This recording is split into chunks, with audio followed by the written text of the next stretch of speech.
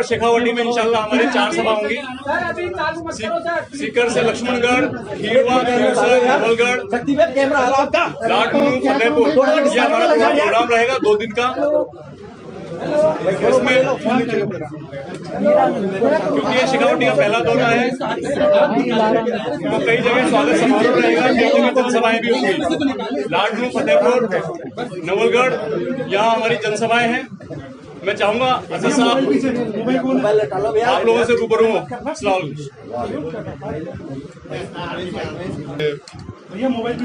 जमील खान साहब जो acting party के प्रेसिडेंट हैं उनसे आपने तफसील सुन ली।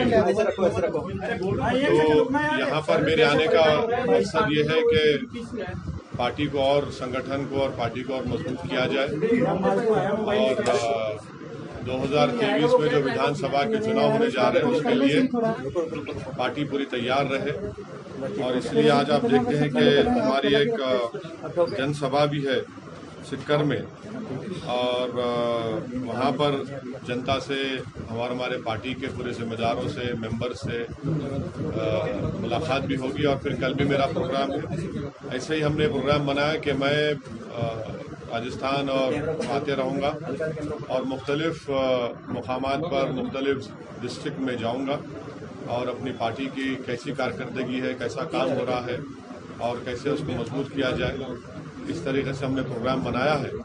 तो आज उसकी पहला सिलसिला शुरू हुआ है और इंशाअल्लाह हमारी पूरी कोशिश होगी कि आने वाली विधानसभा में हमारी पार्टी का बेहतर परफॉर्मेंस हो, हमारे विधायक बनकर राजस्थान की विधानसभा में जाए।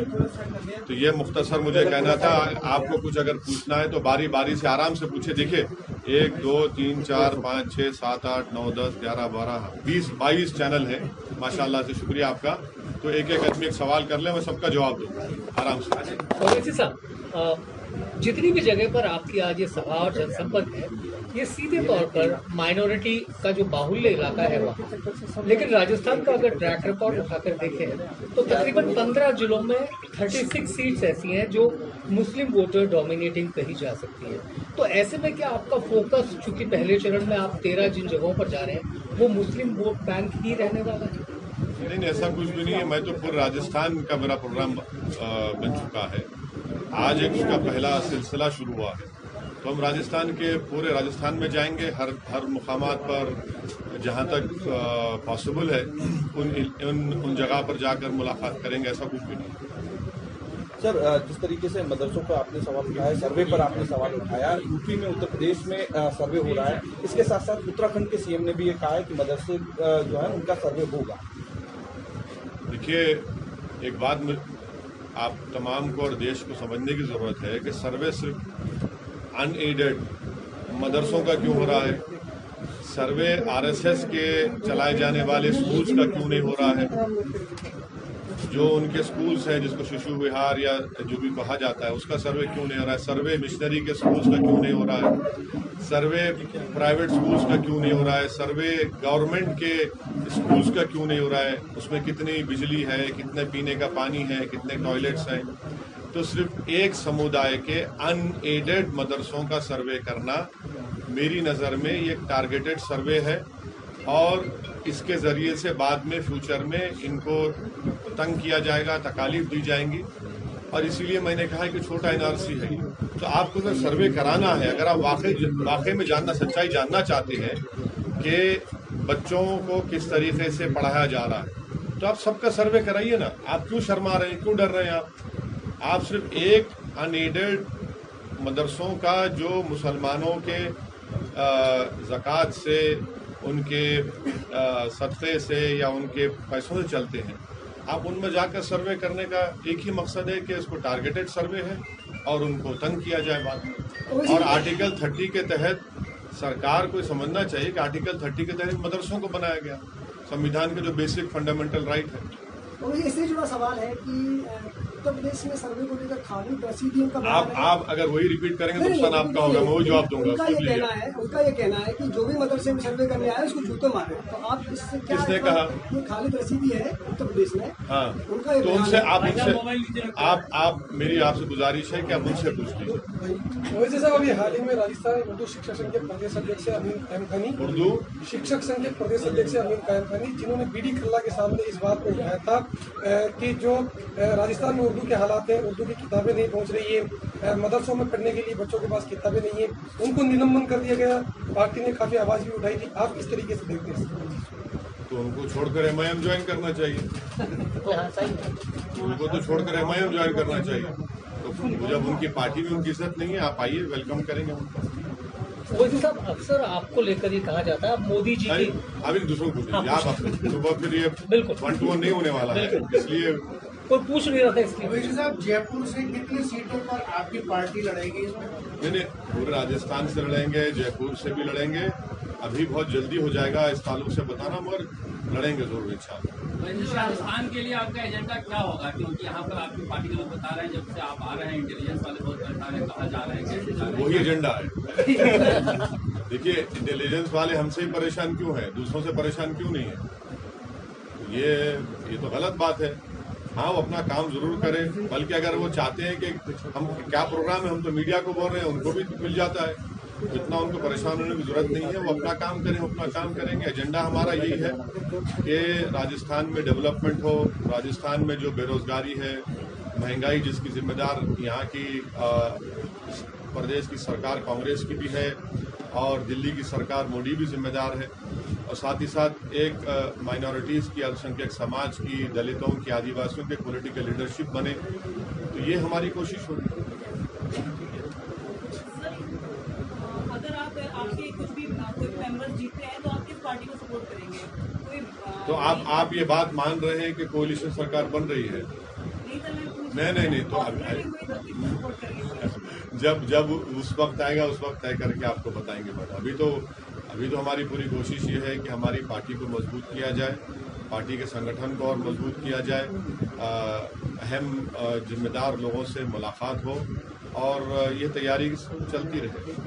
सर, 17 तारीख को हैदराबाद में काफ़ी घटना घटने वाली, आपने अमित शाह जी को एक लेटर भी लिखा है कि राष्ट्रीय एकता दिवस मनाया जाए, लेकिन वो तो मुक्ति दिवस मनाया जाए। ठीक है, हम तो उनको लिखे हैं क्योंकि भारत सरकार पहली मर्तबा मोदी की हुकूमत 17 सितंबर के दिन उसको सेलिब्रेट कर रही है, तो हमने कहा कि आप उसको इंटीग्रेशन डे के तौर पर मनाएं।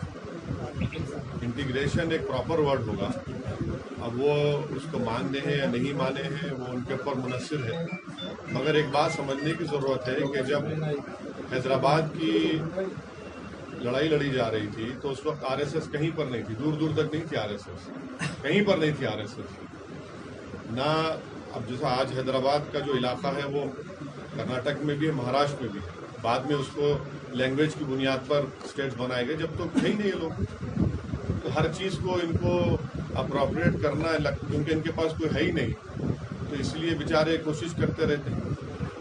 लेकिन नरसंहार को वो लोग हाइक करना चाहते हैं, बहरानपल्ली में जो 1948 में हुआ। देखिए, मैं आपको जब प्रेस कॉन्फ्रेंस करके हमने ऐलान किया था, उस वक्त मैंने कहा था कि पंडित सुंदरलाल की एक रिपोर्ट है, जब हैदराबाद में इंडियन आर्मी आई थी, उसको पुलिस एक्शन कहना भी गलत है, जब इंडियन आर्मी आई थी तो बाहर का कोई आदमी अंदर दाखिल नहीं हो सकता था।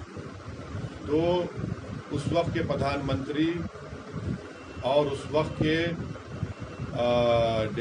होम मिनिस्टर और डिप्टी होम मिनिस्टर और कैबिनेट की तरफ से पंडित सुंदरलाल को यह कहा गया कि आप हैदराबाद और उन इलाकों में जाइए। तो उन्होंने अपनी रिपोर्ट में ये कहा कि 16 डिस्ट्रिक्ट का उन्होंने विज़िट किया और उनके विज़िट के दौरान जनरल जे.एन. चौधरी साहब भी साथ थे जो आर्मी के हेड थे, और उन्होंने अपनी रिपोर्ट में कहा कि उस वक्त हैदराबाद में 20 से 40 हज़ार लोगों का कत्ल हुआ, उनको मारा गया, और उन्होंने कई जगह जाकर एविडेंस भी ली, कई जगह जाकर पंडित सुंदरलाल ने लोगों को अमन से रहने की, भाईचारगी पैदा करने की बात की, और उन डिस्ट्रिक्ट्स का भी जिक्र किया, और वो रिपोर्ट आज भी दिल्ली के नेहरू मेमोरियल में मौजूद है। उस रिपोर्ट का जिक्र जब इंदिरा गांधी प्रधानमंत्री थी, राज्यसभा में उसका जिक्र किया गया था, और इंदिरा गांधी ने आकर कहा था ये रिपोर्ट के ताल्लुक से ज़्यादा बात नहीं करना बेहतर होगा।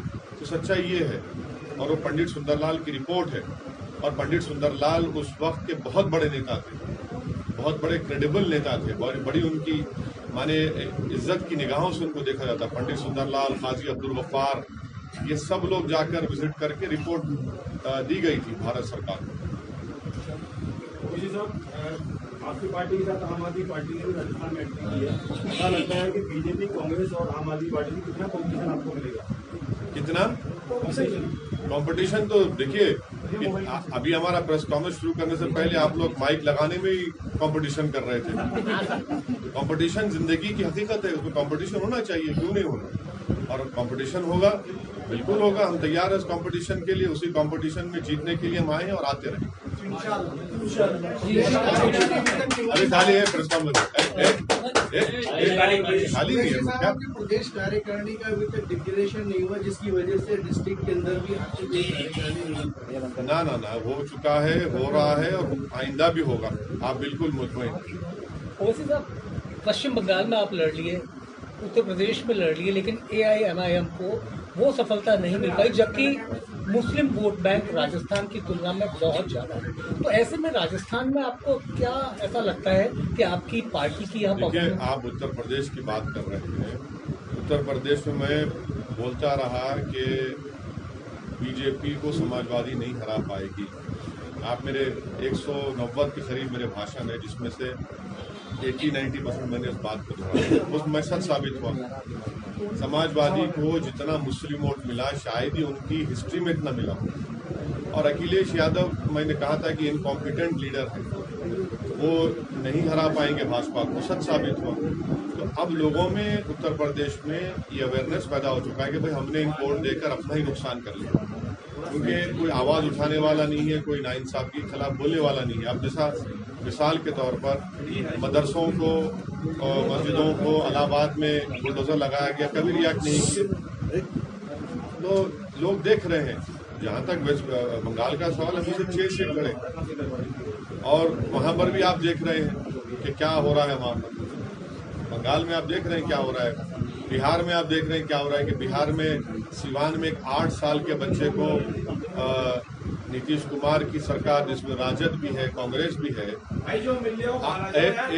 भाई बीच में मत बोलिए, 8 साल का एक लड़के को आपने गिरफ्तार कर लिया। पिछले 5 दिन से उसकी माँ बेचैन है, अपने बेटे के लिए जुदा कर दिया आपने। सवाल ये पैदा होता है कि ये जो अपने आप को सेकुलर कहते हैं, जो और हमको गाली देते हैं, आज वो खामोश क्यों है? आज खामोश क्यों है? भाई मदरसों पे सर्वे हो रहा है, खामोश क्यों है? बोलिए ना। नहीं बोलेंगे तो ये इनकी हिपोक्रेसी है, ये इनका दोहरा चेहरा है, जो बुरी तरह से लोग एक्सपोज हो रहे हैं। बिहार में अब अच्छा प्रदर्शन रहा, लेकिन बिहार में इन दिनों में जंगल राज के हालात बन गए। एक आदमी निकलता है, दनादन गोलियां बरसाता है, उसमें 2 लोगों की मौत हो गई, तब से 15-20 घायल। नहीं, बिल्कुल वो उसकी हम कंडेम करते हैं। ना सिर्फ वो, बल्कि 8 साल के बच्चे को पकड़ लिए, बताइए आप। 8 साल को उसके, और पुलिस के बड़े ऑफिसर झूठ बोलते हैं। उसकी माँ बर्थ सर्टिफिकेट मीडिया को दे चुकी है, बर्थ सर्टिफिकेट आ चुके हैं।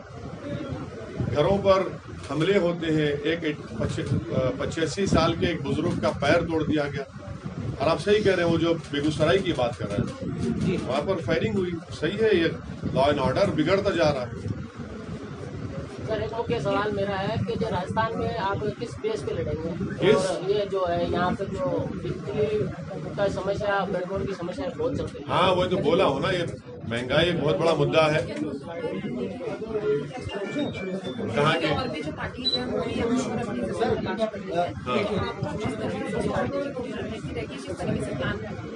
नहीं, पहला तो हमारा यहाँ पर आना, पार्टी की कैसा काम चल रहा है उसका जायजा लेना, उनसे फीडबैक लेना, फिर हम भी आते रहेंगे। और हाँ बिल्कुल कंटिन्यूस होगा और इंशाल्लाह और भी सभाएं होंगी और बहुत से बड़े लोग हमारी पार्टी में ज्वाइन करेंगे जो राजस्थान में उनका एक मुकाम है, इज्जत है उनकी। सर बिहार के नीतीश कुमार उन्हें एक जगह इकट्ठा कर रहे हैं बिहार के सीएम जो नीतीश कुमार है, क्या आपके पास उनकी तरफ से कोई बुलावा आया या आप उनसे मिलने जाएंगे? और सेकंड सर, एक मिनट पहला सवाल सुन लीजिए, सेकंड फिर पूछिए। भाई आप तो हमको गाली देते हैं, आप हमको गाली देते हैं, भाई कोई चीज बाकी रखी आपने हमको, आपने तो क्या क्या बोलना था बोल दिया हमको। अच्छा ये बोलिए कि अगर हम भाजपा के साथ मुख्यमंत्री बन जाते तो आप लोग क्या कहते हमको? एक बार नहीं, दो बार बने, फिर छोड़ा आपने, फिर बन गए। यही तो हम बोल रहे हैं कि भैया सेक्युलरिज्म का सेक्युलरिज्म एक गाली हो चुकी है। माने आप भाजपा को साथ सत्ता में रहेंगे, गोधरा के वक्त साथ में थे, मुख्यमंत्री बने, फिर छोड़े, फिर उनसे शादी कर लिए, फिर तलाक दिया, फिर किसी और से आपने पॉलिटिकल शादी कर ली। ये आपकी पॉलिटिक्स जो है वो सेक्युलर है और हम एक कमजोर समुदाय की इज्जत के लिए, सम्मान के लिए, उनकी हिस्सेदारी के लिए, सीमांचल के इंसाफ के लड़ रहे हैं तो हमको गाली दी जाती है। तो ये भी तो देश देख रहा है ना इन लोगों को। लेकिन सर अगर एक तरीके से देखा जाए तो बिहार में भले ही बीजेपी के अगेंस्ट में सरकार बनी, लेकिन वहाँ पे भी कई लीडर्स ने बीजेपी ज्वाइन करना भी चालू करा हुआ है। गोवा में भी कांग्रेस के कई लोगों ने बीजेपी ज्वाइन कर लिया, तो इसको किस प्रकार से देखिए, ये हमारा मानना ये है कि आप जनता को धोखा मत दीजिए। जब आप किसी के मुखालिफत में या किसी की तायद में वोट लेते हैं तो आप ठहरिए रहिए। अगर किसी का मकसद सिर्फ सत्ता है तो जनता को समझना चाहिए कि इन लोगों का साथ मत दीजिए। अगर आपका चुनाव लड़ने का मकसद ये नहीं है कि मैं सीमांचल से इंसाफ करूंगा, मैं बिहार के मुसलमानों से इंसाफ करूंगा, दलितों से इंसाफ करूंगा, उन पे तकलीफ जब उठेगी तो मैं पहुंच जाऊंगा, और अगर आप उस सबको भूल जाएंगे तो फिर आपका चुनाव लड़ना तो सिर्फ अपनी पर्सनल सेल्फिशनेस के लिए।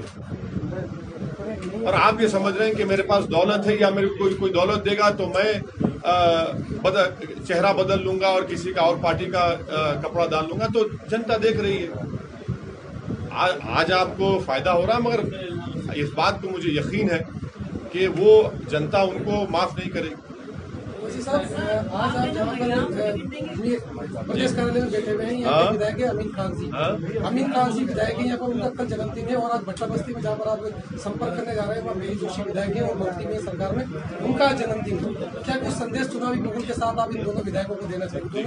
देखिए, मैं अपनी जिंदगी में कभी अपनी बर्थडे नहीं मनाया हूँ और मेरा मानना है कि पॉलिटिशियन को बर्थडे नहीं मनाना चाहिए।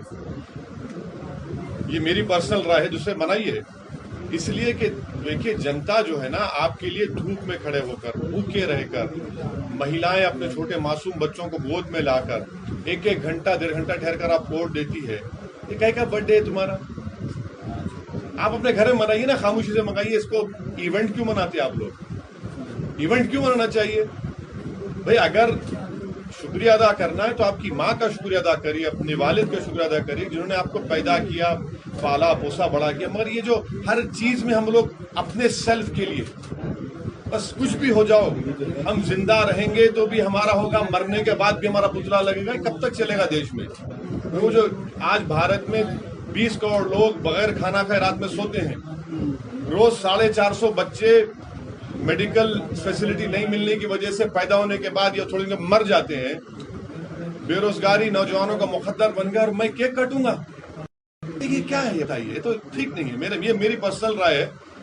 मेरे पार्टी में भी लोग मनाते हैं, मगर मेरी पर्सनल राय आपको बता रहा हूँ। सर, मोदी जी चीतों के साथ मना रहे हैं तो उस पर आपको? मोदी जी चीतों के साथ चीते देखिए, वो सही आपने कहा है।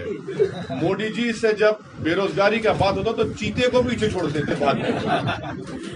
मोदी जी से पूछेंगे चीन हमारी जमीन पर कब्जा करके बैठा तो मोदी जी चीते ज्यादा तेज चले जाएंगे, चीन नहीं बोलेंगे।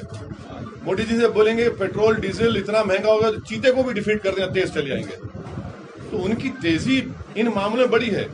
हम उनसे कह रहे हैं कि थोड़ा रुकिए, आराम से चलिए, बताइए देश को कि चीन से आपने कहा कि चीन पीछे हट रहा है। भाई कहाँ हट रहा है चीन? डेप्सांग डेमचाक में तो चीन बैठा हुआ है। हाँ, 50,000 हमारी फौज, उनकी फौज खड़ी भी है, तो इस पे बात ही नहीं करते। तो बहुत अच्छा है वो, मैंने चीता भी देख कर मैंने ये लेटर वेन में कह रहा हूँ, वरना फिर यूएपीए न लग जाए मुझके ऊपर, क्योंकि मन की बात में प्रधानमंत्री ने कहा कि ह्यूमर होना चाहिए पॉलिटिक्स में। हम ये देख रहे हैं कि चीता भी मोदी जी की रफ्तार नहीं ला सकेगा, माने उनके बोलने में और उनकी खामोशी में बहुत तेज है। अच्छा है चीता लाए हैं। हमारे एनवायरमेंट मिनिस्टर का भूपेंद्र यादव साहब का शुक्रिया अदा करता हूं और उम्मीद करते कि चीता भारत में वो जो लाए वो जिंदा रहे, क्योंकि वो वाइल्ड, उसको बहुत माने जमीन की जरूरत पड़ती है। अच्छा है, मगर ये लाइटर वेन में आपसे कहा, उसको आप हेडलाइन मत बनाएं। सर, एक लास्ट क्वेश्चन ये है कि आपको लगता है नीतीश कुमार अपने मकसद में कामयाब होंगे, खासतौर पर मोदी जी के सामने? हम नीतीश कुमार से कह रहे हैं कि आप अपने मकसद में कामयाब होते नहीं होते हमको उससे मतलब नहीं है। आप उस 8 साल के बच्चे को अपनी माँ से मिलाइए, सोचिए, वो भी बाप है कि एक 8 साल का बच्चा अपनी माँ के बगैर रह सकता है? भाई आप सत्ता में है, एक 8 साल एक माँ की तकलीफ को क्यों नहीं समझ रहे आप? अभी आप जो करते करिए ना, मगर एक 8 साल के बच्चे को तो अपनी माँ से जुदा मत करिए खुदा के लिए। ये कौन सा जुल्म है आपका ये? भाई हर आदमी तो साहिब औलाद है, आपकी औलाद, सबकी औलाद है। क्या कोई 8 साल का बच्चा अपनी माँ के बगैर रह सकता है? ये हम कहना चाह रहे हैं उनसे। वो कामयाब होते नहीं होते वो बाद में देखा जाएगा, मगर वो तो इस नाकाम साबित हुए, क्योंकि उन्होंने एक बच्चे को, 8 साल के बच्चे को अपनी माँ से जुदा कर दिया, उसमें तो नाकाम साबित हुए। सर, राजस्थान में जिस तरीके से आपकी पार्टी काम कर रही है, फोकस आपका अगले विधानसभा चुनाव पर है ही, लेकिन सबसे बड़ी चीज ये है कि आपके अलावा पार्टी में जो फेस होंगे वो राजस्थान की दूसरी पार्टी से आए हुए लोग भी हो सकते हैं। जिस तरीके से सचिन पायलट पर डोरा डालने का काम आम आदमी पार्टी कर रही है, सचिन पायलट खुद की पार्टी में प्रताड़ित है, तो आप भी उस ट्रैक पे जाएंगे? उस ट्रैक पे कहाँ जाएंगे हम? उनके पास तो जूते चप्पल फेंके जा रहे हैं, उनके पास तो कहा जा रहा है कि सीएम जिंदाबाद से हटकर कोई दूसरा नारा लगाएंगे तो देख लिया जाएगा। फिर कोई कह रहा है कि अगर मैं लड़ने पे आऊंगा तो कोई नहीं रहेगा। वो उनको वारों को, भाई हमको नहीं, हम नहीं कर सकते कहा। ये तो वो कांग्रेस पार्टी। ऐसे में सचिन पायलट को आपकी क्या सलाह? हाँ, ऐसे में आप, मैं कौन होता हूं उनको सलाह देने के लिए? वो क्या मुझसे पूछकर दिल्ली लेकर आए थे अपने विधायकों को? क्या बात है? इस तरह तो नहीं कहना चाहिए आपको, हमारा कहता है। आपकी पार्टी से कितनी महिलाओं को खड़ा कराएंगे राजस्थान से? और दूसरा हिजाब का जो मामला चल रहा है उसको लेकर के क्या कहना चाहिए? लगातार देखिए, महिला कैंडिडेट बराबर होंगी, आप मुतमईन रहिए। और 50% देश की आबादी का वो हिस्सा है, उनको आप नजरअंदाज नहीं कर सकते। जहां तक आपके सवाल का दूसरा हिस्सा है हिजाब का, मेरा मानना यह है कि हिजाब मुसलमानों के लिए एक एसेंशियल रिलीजियस प्रैक्टिस है और कुरान के सूरह अहज़ाब की आयत में उसका जिक्र अल्लाह सुब्हानहू व तआला ने हुक्म फरमाया है। तीसरा यह है कि ये एक हमारा राइट टू कल्चर भी है, आर्टिकल 29 का हिस्सा है हमारे लिए, और इसका भी हमको प्रोटेक्शन मिलता है। और चौथा ये है कि हमारा देश एक मल्टी डाइवर्स और मल्टी कल्चरल कंट्री है, तो हर एक जगह पर एक कल्चरल प्रैक्टिस होती है।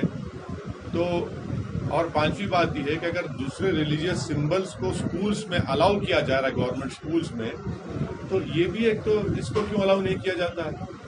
और महिलाएं जो हैं, अगर कोई मुस्लिम महिला, ये और एक चीज, ये राइट टू कॉन्शियस भी है, ये संविधान में हिस्सा है। अगर कोई अपना डिसीजन लेकर पहनती है या कोई नहीं पहनता है तो उनको हक हासिल है। अगर कोई पहनता है तो भाई वो सर पर कपड़ा पहन रही है, अपने दिमाग पर नहीं पहन रही है।